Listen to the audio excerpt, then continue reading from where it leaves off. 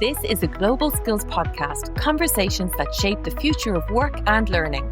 We're exploring how we close the skills gap and build a future where everyone has the chance to thrive. From education to business, connecting people, ideas, and opportunities that drive change. It's about collaboration, curiosity, and creating real impact today. Because every skill learned brings us one step closer to a more inclusive world. The Global Skills Podcast, where learning and opportunity come together. Today's guest sits in the intersection of education, leadership, and the future of skills. I'm joined by John O'Halloran, president of University College Cork, a scientist by background and a systems thinker by nature. John brings a rare perspective on how education can genuinely serve people, place, and planet. He stepped into the presidency of a time of massive global change. How we learn, how we work, and how we prepare for the future are all being rewritten in real time. Rather than holding on to old models, John has been helping reimagine what a modern university could be. Under his leadership, UCC has strengthened its focus on sustainability, civic engagement, student well-being, and lifelong learning, not as trends, but as responsibilities. Because universities today aren't just centres of knowledge, they're engines for skills, trust, and long-term impact. This conversation is about leadership with purpose, the future of education, and what it really takes to prepare people for a changing world. John, it's a pleasure to have you on the Global Skills Podcast. Thank you. It is a very changing world, and it's a joy to be in this leadership role, and I look forward to our conversation. Well, I love to start with every guest just on the human side of your career choices early on to lead you where you are today. Yeah, I mean, it's a good question because I'm one of a family of 8. I'm a first generation graduate. So for me, and I'm the close to second youngest. So, and we had our own family business. So for me to go to university was going to be a challenge. But luckily my parents, supported me at the time. And what was really interesting, I wanted to study zoology, and we came from a building carpentry background. So actually somebody wanted studying zoology seemed to be kind of way out there. But luckily for me, my wonderful parents supported me. And I was reminded very recently by someone in a public setting that I had written something at school long time ago. And what was in those days the intercert, but now is the junior cert, school magazine on what looked like sustainability. So actually they handed me, this is over 40 years ago, so they handed it me very recently. I read this piece of a narrative about sustainability. The word wasn't there, but so I suppose for me, I've been on a journey as a person through my own discipline, first of all in zoology, with a passion for the environment, a passion for the planet, passion for understanding how animals and plants live together and humans. And that's an evolution, rather like education itself, because we used to think about conservation of habitats and species, that you build a wall around them and everybody stays outside. But of course, humans are part of the ecosystem. And that, of course, gets us to think about ecosystems and interdependency. And then we certainly start thinking about education. And of course, in education, which I now spend the rest of my life on, there's actually a lot of interdependencies. So I took a journey and I did a BSc in zoology. I worked on swans. There's a great YouTube video. If anybody wants to have a look at how to catch a swan, and it's about 50,000 views, it's quite entertaining. But for me as a serious scientist, it is about catching and protecting species, taking blood samples, looking at the health of animals, including in Ireland. And we did some amazing work in Iceland. And one of the joys of my role is that as a zoologist, first of all, that I've travelled and worked with students all over the world, which is a real joy, focusing on that really important word, diversity in shape, in form, and place, and people, and approach to everything. Then I went to work for the University of Wales in Cardiff for a couple of years in the mountains there, working on a riverbed called the Dippers. I saw the Northern Lights from Brecon Beacons, which was an amazing experience. I've seen them in Kerry since, but that's neither here nor there. So I had the joy of working in the mountains. And what we were trying to do there was trying to influence the impact of what was then acid rain, people might remember, which seems to have gone away now because we've solved some of that problem, not completely.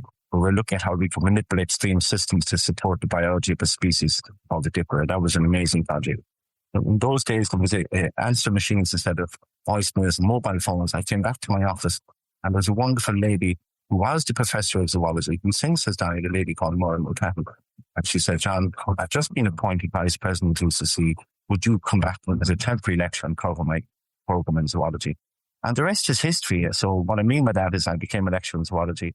I went through, I think I've had about 14 different roles in the institution. And today, for the last 5 years, I've been president. So it's been an amazing journey, a journey Would I have expected to be here? Did I expect? No. Would I have loved to be in here? I hadn't really thought about it. When the opportunity came, I said, yeah, I'd like to do this. And I suppose maybe I differ from some, and maybe I don't mean this in any arrogant way, wanted to be president to do things rather than to be something. So it was a purpose. There was a purpose on why I wanted to do this. And I think, what I wanted to try and do is to see how the university can educate global citizens for the planet, for education and so forth. So that's what's been motivating me as I've been on my journey. What you've said there, I think a lot of the listeners from an early talent perspective, this is pressure to choose the career path, choose the job. And obviously everything is changing. And what's interesting is the leaders that I've had on, there's this common thread where they didn't plan necessarily the role that they're in. They took chances and they went with instinct. What would you say was the magic ingredient to get to the role that you're in terms of the choices that young people have today with all the pressure that they have on choices and feeling like they have to choose the career path?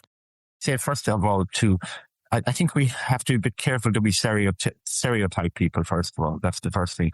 And I'm going to come back to that later because certainly on what I call the 100-year life journey that I've been exploring at the moment, I think our young people today are somewhat different from maybe when I was growing up and maybe some other contemporaries. So I think I'll comment on myself first and then maybe we might explore what I think is possibly happening right now. So I think, first of all, you need passion. I think you need passion for something. Doesn't really matter what that is. There's passion for climbing up the walls. There's passion for building walls. There's passion for studying spiders or whatever. So you need a passion yourself. Then you need to be committed to that. You need to be good at what you're trying to do. And then you need to be excellent at what you're trying to do. And not to push yourself, but actually my experience always is that people enjoy something, they like selling it. So I think find something that you have a passion and a love for. I think there's an element of luck. I think all of us need to be lucky, but I think that great phrase, the harder you work, the luckier I become, I think is really relevant because for me, I worked incredibly hard. Was it a burden for me? No, it wasn't actually. I enjoyed it. I enjoyed all the kinds of things I did, whether it was part-time job, whether it was working as an academic, in studying or working in the ecology area. And I think along that way is that work ethic that you develop. And then I think once you develop a work ethic, I think that's really important. And you've asked me the question, so I'm probably reflecting a bit more than I had previously. I also did a lot of service work. I mean, in servicing people. So I learned a lot of skills in communications. I learned how that people are important, that money is important, and that the value of money and for money is important. And, I'm not overstating that it's not about making money, actually, it's about being happy. And that's a bit cliched, but actually that's what it truly is. So there's a bunch of things going on there, I think, on the personal level and on the ambition level. And also your comment is not be in a hurry to find your job, I think it will find you and there'll be kind of interesting intersection going on there. So that's what's happened for me. And of course, along the way, you get bumps. The very first time I went for this role in UCC, wasn't even interviewed. So, I think that, and that's okay. I've had a few moments of failure in my life, and what some people might deem as failure. But I think I dusted myself down and said, okay, I'm going to carry on and go off and do something else. And suddenly the opportunity came back again. Not by my design, but actually I positioned myself, whereas I could have gone into a corner and said, I didn't get what I wanted. I'm going to sit there and not do very much. So for me, I just decided actually, okay, I'm going to dust myself down. I'm going to do the best I can at the next phase. And suddenly the opportunity opened back up again. So, I think failure is an important part. How do you cope with that? I use a phrase that somebody once gave, I don't know who told me, but they said, if you do fail, bleed from the inside. So, still get up and dust yourself down and look proud and actually, don't be rolling about it and just get on with it, So that's what I've done. And look, it's for others to judge, but I certainly feel we're making good progress. I certainly am enjoying the role, and leadership is challenging, but it's incredible privilege at the same time. The role of the university is a hot topic in the press for the last sort of year or two. And there was that feeling of, well, the connection between education and industry, there's this gap and how do we bridge the gap? And then AI feels like it's put more pressure in terms of industries moving very fast. How have you seen the whole educational industry evolve in the last few years with AI, automation, and just the changing demands of industry? Yeah, I think first of all, education is more than just about skills, and it's more than just about training. The great David Putnam says there's 2 degrees. You get your growing up degree and then you get your professional degree. Now, that's if you can afford to do that. Not everybody can. So I think, first of all, yes, there is critical that we develop the skills and the job opportunities and all those other skills, and understanding the great diversity of opinions, forming the person as much as your knowledge. So that's the first thing. Industry should be led by people that come out of university. So in some ways, we are lucky that we have that succession of industry leaders who have come out of universities. And that is changing over time. And the skills need is changing over time. But what isn't changing is the skills that we need, what you and I think often referred to as the soft skills. It's what I call the life-wide skills. So those skills that help us to be good citizens, to be good communicators, to be good project managers. Yes, we need the subject matter expertise. But actually, we also need to have all those other life-wide skills. So that's the first one. Secondly, I think we come to AI in a moment, but I think there are a lot of other disruptions that are happening right now. And I think part of it is about the universities themselves. I think universities have had a fair bit of challenges visited upon them. Some of it good, some of it bad. Equality, diversity, inclusion is a huge value for this institution. We fundamentally believe in it. Some parts of the world now don't think that's important anymore. So that actually puts pressure on the university from a political point of view. I think the environmental, social and governance, ESG, as people refer to, what some of us refer to as sustainability, is equally under pressure. So universities, I think, have to position themselves to ensure that they are looking over the hill and not looking at the widget we made today and how we support the widget that's being built, but actually how we create a world that equality is important, inclusion is important, and a sense of belonging. So yes, we've got to have skills. Yes, we've got to have jobs. Yes, we've got to have economy. But actually, at the same time, we've got to have citizens who have a sense of purpose and a sense of humanity about them. So that's something that we feel very strongly as an institution. See, the question of AI and other technologies, of course, universities have been constantly evolving since the University College Cork, for example, is 118 years this year. And I use an example that the person that supervised my PhD student, my own PhD, which was in 1987, a wonderful man called Barry Duggan, he himself had his PhD supervised before Watson and Crick worked out the DNA who. And my son today is a medical doctor, is now looking at molecules digitally in a digital domain to see how they're best going to treat patients. So here we are in one generation down from somebody who DNA wasn't even available right through to using that development of products and services. So from my point of view, it seems to me that evolution is happening all the time. AI and a whole range of things are happening. I was struck at the Young Scientist last week that Patrick Collison had written his project in 2001, and some of that was on AI. Now that's 21 years ago. So I think we've had this constant challenge all the time of technology. It's probably more foregrounded now. Quick question. Do you actually know what skills exist across your organizations today? Or are decisions still being made on job titles, CVs, and assumptions around who can be reskilled and upskilled? You see, as AI reshapes work and organizations really face that pressure to cut costs, the real challenge isn't just skills gaps. It's understanding which skills are transferable and which can be redeployed into the future with a bit of upskilling. So for the listeners of Global Skills Podcast, Abodu, our sponsor, has created this free Skills AI readiness assessment. It gives leaders clarity in just 3 minutes. It shows skills gaps, automation exposure, and where future-ready capabilities already exist within your business. No data upload, no preparation, just clarity for the future of your organization. Visit abodu.com/global skills podcast. Now, back to the episode.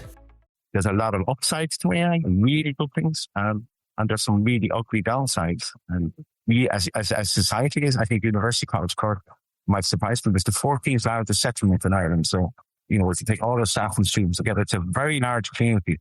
So in some ways, it represents society, but generally, so no different from any society. There are really good uses of AI, and there's some really bad, deeply objectionable, and eventually sometimes illegal uses of AI by citizens.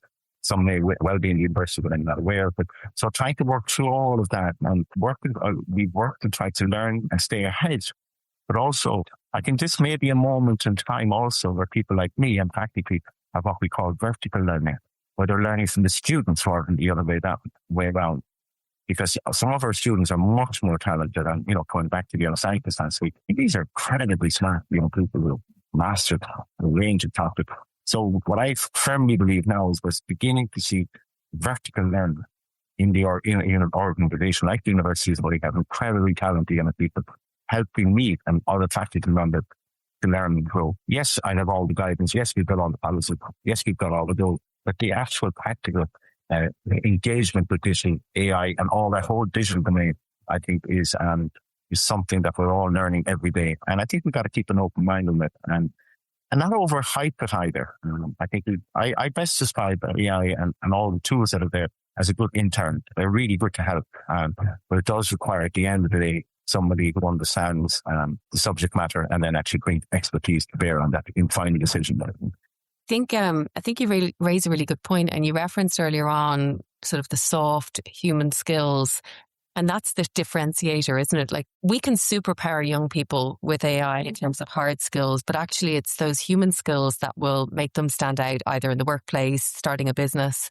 What role do you think education is playing in developing those human skills, and at what age do we start that process? Big question. I had a conversation with a young man Friday coming from the Young Scientist, and he started some of his learning at the age of 12 in his family business. So I think certain aptitudes will vary depending on the time where people are going. And, I'm a great believer in diversity. So there's a simple axiom in my discipline of ecology said diversity begets stability. So I don't think it's the same for everybody. I think what we will fall into the trap is we think there's a widget of people that we're going to now make them digital people. So I think that we must let our young people and not so young people go. And I want to come back to that because we may be leaving some people behind. I spoke about this at the Young Scientists last week at the judges' dinner, that there are young people and there are middle-aged people and old people who may well be being left behind now by this digital era. And I think we've got to be really careful and smart as a society that we don't let that happen. So back to your question, I think there's a whole range of things that are necessary. So in university here, we have whatever the subject matter is, whether it's equality, diversity, inclusion, whether it's AI, whether it's sustainability. What we try to do is to embed some of that within the curriculum. So in other words, regardless of the subject, whether it's ancient Irish or whether it's just ecology or whether it's finance or whether it's medicine, we've got to try and embed the culture of equality, diversity, inclusion, of sustainability, and using AI tools. So it's got to be embedded in some trend. So that's in the curriculum side. And then the next piece is what we call beside the curriculum. So what that means is that we offer opportunities for students to engage in the society, otherwise on subjects such as AI and other areas which they can elect to go to or not. They can put it on the diploma supplement if they wish. And then I say what's called beyond the curriculum. So beyond the curriculum might be sport, might be speech and drama and performance or music. So all of those wrap around to support the person to become fully developed. And in order for that to happen, if you have these formal and informal learnings happening, there's the best opportunity for developing those range of opportunities for the skill, subject matter expertise, but also for those life-wide skills. So I talked about life-wide, lifelong, and life deep. Life deep is then that deep learning that's required. Because what we're saying at the moment in society is that people don't believe in truth, people don't believe in fact. So the only way we can counter that is actually by having deep learning and actually letting people deeply understand that the world is complicated. People are complicated. Biology is complicated. And we do need to work through. That doesn't mean it should be complex and communicated. But actually what we've got to try and do is to work through that complexity with simplicity and explaining it. But de facto, these matters are complex. So we shouldn't be having fake news or downgrading the importance of fact. So that's the deep learning piece. And then the lifelong is the one that's really important. And, the whole development of skills. And again, we can come back to that because I think, again, what I've been reflecting on is the skills that we develop for people pre-university. There are those that are in university, and then those that leave university, what happens after that, and those that never come to university. And so there's a whole range of things that are occupying my mind there. And the biggest one, I guess, if I reflect on, certainly for the cohort of our students, and we haven't worked out what we're going to solve this yet, is again, I think it's wonderful reflection on the 100-year life. That's the idea that many of our youths today, everything going well to them, their health and well-being, their physical health and mental health, that they will, a great proportion will live to 100 and near 100. So how does life work with that? How do you maintain your health? How do you maintain your skills? Coming back to my example of the person, my PhD supervisor, DNA right through to my own son. That spans about 50 years. Some other people could be working that length of time. So how do we make sure that they have the necessary skill? And it's not right about it, you can do it. So you've got to have this constant upskilling, reskilling all the time. So, that's what's occupying my mind at the moment. And the other fraction of that is that perhaps certainly when I started working in university and in education, you studied, you worked, and you retired. I think that luxury may not exist in the future as much. Certainly people are living longer. So let's imagine people live to 90 or 100. They may work to 70 or 80. So how do you make sure you're healthy to do that? Make sure that your pensions are paid and their pensions are paid and people like my pension is paid. So there are real practical things here. From a skills point of view, it means that we've got to be able to constantly upskill and reskill along that cohort. So when we talk about skills, I think I'm beginning to reflect more that there are different cohorts that we need to start to think about and what those skills. And I think equally, we've got the vertical skills coming from the undergraduate students into a faculty. So faculty learning from students. We have students learning from faculty. Then you have people who have retired, who can make a huge contribution to skills. And they also themselves need to be upskilled. So I'm not trying to make it complicated, but I think it's much more complex than perhaps and that then requires a diversity of approaches to skilling each of those groups of people. Yeah, I really feel we need to make learning a lot more accessible for graduates, alumni, post-apprenticeship. And, I'm very passionate. And look, I'm biased because Bodu's the sponsor of the show. I work with the Bodu. We do the skills passport. And the whole premise is, up until this point in time, accessing learning post higher education, it's just thousands of courses online, and you kind of have to navigate it and work out what's industry looking for. And then the only way of authenticating those skills up until this point in time is being a certificate, a degree. But industry, now that we're working with industry through a Bodu, they're looking for the skills list, the taxonomy, the ontology. And so that's not coming necessarily from education or government. So that piece around having a common skills language, if that was in place, say, for example, in Ireland, how would that help curriculum development for the future? I think, first of all, I think it'd be critical that we have that closing up the loop plan from what the employers need as much as what society need. And they should be one and the same thing. Most employers are good employers. They want a good working place and a big opportunity for their staff and for them to grow. I come back to the skills more. One of the challenges I'm getting from the learners, if I could use that phrase, the learners that are coming from industry, is they're finding they're not getting enough. They're getting financial support from their companies, but they're not getting the time that's necessary. So what I'm told is that, by our people that are now graduating saying, yes, I did it, but actually I have to really thought for a lot of personal time for my family, professional time. There wasn't enough window in the professional time. So there is a bit of restructuring perhaps needed by both ends, by the university in terms of how we have micro-credentialing or co-constructive learning, and I'll explain what I mean by those in a moment, and equally freeing up time for the worker, employer, learner, some more fun because we feel to gain that knowledge. So I think the co-construction is one place because, universities are no different than anywhere else. There are groups of communities of learners and social, and learning is social. So I think we've got to kind of make sure that we connect where the needs are coming from. And the co-construction of that, what I mean by that is the industry sitting down that we academic actually constructing something that is actually relevant and appropriate for there. Now, that requires talent on both sides, but also requires a different way of working. And that's also dynamic. The joy of a university like University College Cork, which is a research-intensive university, we have about 10 niche areas which we are truly world-class in. So we can actually deliver world-class skills development post-graduation to people who are in the workplace, whether it's in AI, whether it's in food, whether it's in semiconductor, whether it's in sustainability, because we have world-class researchers there in those areas. So that's what I meant by the diversity of learners. So you might have an engineer or a biologist who or have PhDs who are really skilled, but the pace of learning is happening, and knowledge generation is happening so fast. You need research-intensive universities to generate that knowledge, and that knowledge needs to be translated then. But it can only be translated if there's a space and place created between the industry and then an offering that is helpful for the individual, but also for the industry. Or my experience over many, many years of what I call adult education, so people that are typically have left some sort of education or perhaps very little at all, come back into the university to learn. Once they start, they are hungry for it. They want more.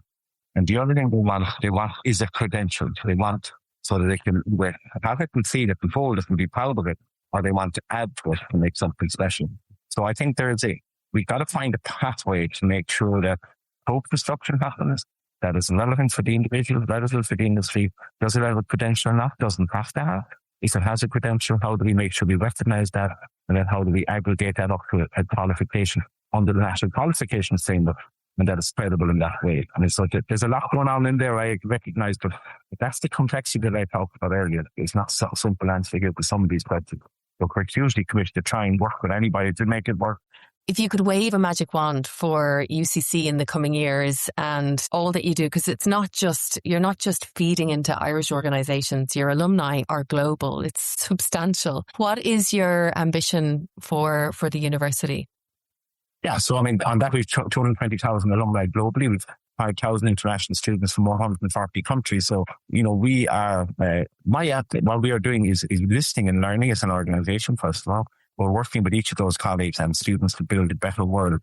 My ambition is that we can have a world that's full of equality, diversity and inclusion, and we protect the planet. I mean, that sounds very, very grandiose, but actually that's what we've got to do. Yes, the economy is important, and maybe we need to reimagine what that economy and society looks like. I came back where I started at the beginning of the conversation was when I started on my own career. When we were looking at nature conservation and protecting habitat, we said we build fences and walls around them, and we let them carry on. And now we realize that that's not a good idea. So now humans are part of that. So the question is our current model of the economy functioning in a way that serves society, in a way that people can grow, in a way that people can feel content, that people can make a contribution. And I guess there are also other areas of the economy that are yet to be developed. I think coming back to the AI, I think there are huge possibilities that AI can bring. New creativity, new content, new ways of solving problems. The notion that you can, in seconds, analyze thousands of problems and a mathematical equation is just incredible. So I think we will make the world a better place if we use those tools and educate our people. And that sounds a bit passionate as educate. I don't mean it like that. I mean that together we educate each other, because I think knowledge transfers in both directions so that we make a better world for everybody. Yeah, couldn't agree more. We have a closing tradition of the interview to ask two questions. You can answer one or both. It's your call. Question one is there a skill you used as a young man that you don't necessarily use anymore, but you'd like to bring it back? Question two is, it's actually for the graduates listening, or I guess anyone mid-career who's taken redundancy, was made redundant, and they're thinking, what should I do? How can I get a job in this current market? Advice you give around skills? I'm not sure there's anything I learned in the past that I want to be looking at trying to do again.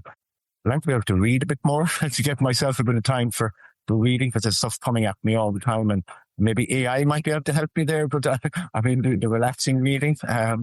So that's one thing that I'd like to. Coming back to the advice, and I'll come back to what I think it motivates all of us is a sense of passion. Look, if you're sitting today and you have either lost your job and decided to take redundancy, or you want to reorientate your career, life is for living. So first of all, what makes you buzz? So what I'd say to anybody listening that actually is uncertain, first of all, what makes it? That's passion. What gets you up in the morning? Then secondly, what career might you make to do that? And there may be a decision to make to say, actually, I'm going to work over here, and then I'm going to spend my career. I'm going to spend the rest of my time doing that really fantastic thing that I love. So in other words, you're working to live rather than living to work. And I think that's an important difference. And for those of us, including myself, because I sometimes don't think some of this is work, actually, because it's such a joy to be with young people and learning all the time. But it is work. So it's trying to differentiate what you get the joy from. And I think if the joy comes from working, then get something that you're passionate about, pursue some skills, develop into that. If the joy comes from something maybe alongside that, then get a job that you can control more in your time, and then get the money for that, and then you can enjoy your hobby or whatever, that other activity that you love to do. But I think that, as I look and see what's happening in the world, and particularly our younger graduates, I think they are going to be amazing. I know that people, give out and say it's really challenging, but actually I think we are incredibly lucky to have such a talented young cohort of people coming through. We want to make the world a great place, and their values are different. Their work proposition is different. The way that they want to move forward. So I think they're going to bring a completely new perspective, and it's going to be exciting. It's going to be challenging, but it'll be a bit of fun as well. John, thank you so much. I think what I'm going to take away from this episode is the fact that education plays such an amazing role in being able to connect with industry, and not to take a back seat, to take a front seat, because the intelligence and the research, it sits in university. The forecasting of where things are going, it actually sits in university. And I don't think people are appreciating that enough. But the fact that you're even talking about virtual learning, that is the future. Whether you're leading a business, shaping education, planning your next career move, or just starting out, you're part of a global conversation about how we learn, work, and grow. If you've enjoyed this episode, tap subscribe so you never miss the latest insights. And if you've a moment, leaving a quick rating really helps people find the show. For early access to new episodes, event invitations, and the chance to connect with others driving real change, join the community at globalskillspodcast.com. The future of skills belongs to all of us. Proudly sponsored by Abodu, empowering organisations and educators with world-class skills technology to build a better future for everyone.